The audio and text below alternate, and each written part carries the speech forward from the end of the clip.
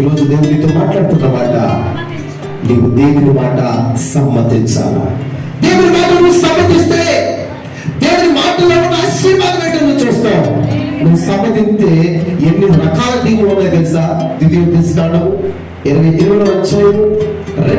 నుంచి మనం చదివితే ఏమండి? ద్వితీయోపదేశకాండము 1వ అధ్యాయం ఆ 1వ వచనం నుంచి చదవండి. నీవు నీ దేవుడైన యెహోవా మాట ఏంటమ్మా? శ్రద్ధగా విని నేడే, అంటే ఈ రోజు నుంచి, నేడంటే ఎప్పుడు చెప్పండి? టుడే, ఈ రోజు నుంచి నేను నీకు ఆజ్ఞాపించినటువంటి ఆజ్ఞలన్నిటినీ, మాటలన్నిటినీ, వాక్యాలన్నిటినీ అనుసరించి నడుచుకొని నేడలా నీ దేవుడైన యెహోవా భూమి మీదనున్న అందరికంటే నిన్ను ఏం చేస్తాడు? స్తోత్రం. గట్టిగా దేవునికి మహిమ కలుగును గాక. అన్నిటికంటే దేవుడిని హెచ్చించాలంటే హై పొజిషన్, నువ్వు అనుకున్నది నువ్వు పొందాలంటే, దేవుడికి కార్యం చేయాలంటే, దేవుడికి మేలు చేయాలంటే నువ్వు దేవుడి మాట శ్రద్ధగా వినాలా. అశ్రద్ధ ఉంటే తీసివేసే ఇప్పుడే. అంత మాత్రమే కాదు కానీ నీలో ఏదో ఒక లోటు ఉంది, ఆ లోటును కూడా ఆయన తీరుస్తాడు. ఇవన్నీ తీర్చబడాలంటే మనలో ఒక పాపం అనేది నిలబడి చేస్తుంది. ఒక్కొక్క పాపం ఎప్పడిస్తారు. నిన్ను ఏది ఎప్పడిస్తుందో నువ్వు చెప్పగలుగుతావా? నిన్ను ఏది పాపం ఏలివాడు చేసి నిన్ను ఎలాగో ఆపుతుందో నువ్వు ఒకసారి గ్రహించగలుగుతావా? అలా నువ్వు గ్రహించగలిగితే ఖచ్చితంగా దేవుడు నీ ఎడల ఆయన ఇచ్చే ఆశీర్వాదం ఎలా ఉంటుందో తర్వాత నువ్వు చూడగలుగుతావు. నీవు నీ దేవుడైన యెహోవా మాట విని ఎడల నీ మీదకి, నీ ఇంట్లోకి, నీ కుటుంబంలోకి, నీ పిల్లల మీదకి, నీ మీదకే ఈ దీవులు వస్తాయని దేవుడు చెప్పమంటాడు ఈరోజు. ఒకటే, మొదటి దీవెనండి, పట్టణములో దీవించబడతావు. దేవునికి స్తోత్రం. నువ్వు ఎక్కడికి వెళ్ళినా, నువ్వు ఏ బ్రాంచ్లో, ఏ స్థలంలో, నువ్వు ఎక్కడున్నా సరే దేవుడు నువ్వు ఏం చేస్తావు చెప్పండి? ఎందుకు దీవించాలి అంటే చెప్పనా? నువ్వు ఆయన మాట శ్రద్ధగా విన్నావు కాబట్టి. ఆయన మాట వింటే నీకు దిగదా? ఒకటి పట్టణం దిగదా. రెండోది ఏంటండి?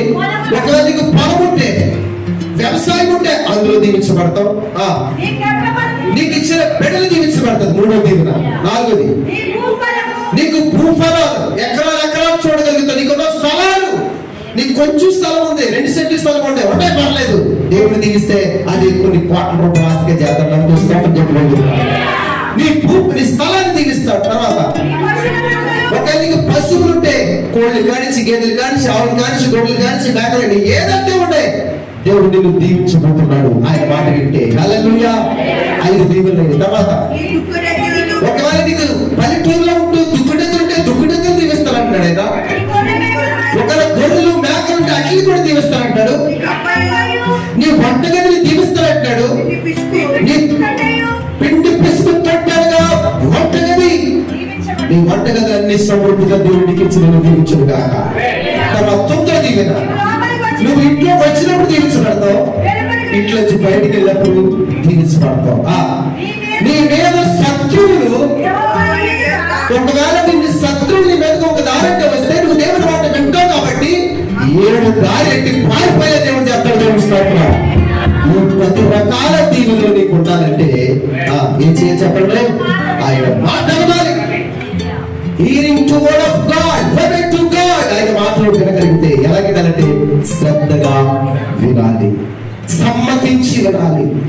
సమ్మతించి వినేవాడు తక్కువ, చెప్పేవాడు ఎక్కువైపోతున్నారు. చెప్పేవాడు ఎక్కువ, మాట్లాడేవాడు ఎక్కువ, దేవుని మాటలు చెప్పేవాడు ఎక్కువైపోయారు. కానీ ఈ రోజున విని దాన్ని అవలంబించి పాటించేవాడు చాలా తక్కువ అయిపోయింది. కాబట్టి ఈరోజు ఆయన మాట మనం శ్రద్ధగా వెళ్దాం, సమ్మతించి వెళ్దాం. సమ్మతించి వింటే ఇటువంటి దీవులు మన మీదకి వస్తాయి. దేవుని స్తోత్రం. ఇప్పుడు యెషయా గ్రంథము 1వ అధ్యాయము 20వ వచనం చదువుతామండి. కనుక ఐజాయా చాప్టర్ 1:20 సమ్మతింపక తిరగబడి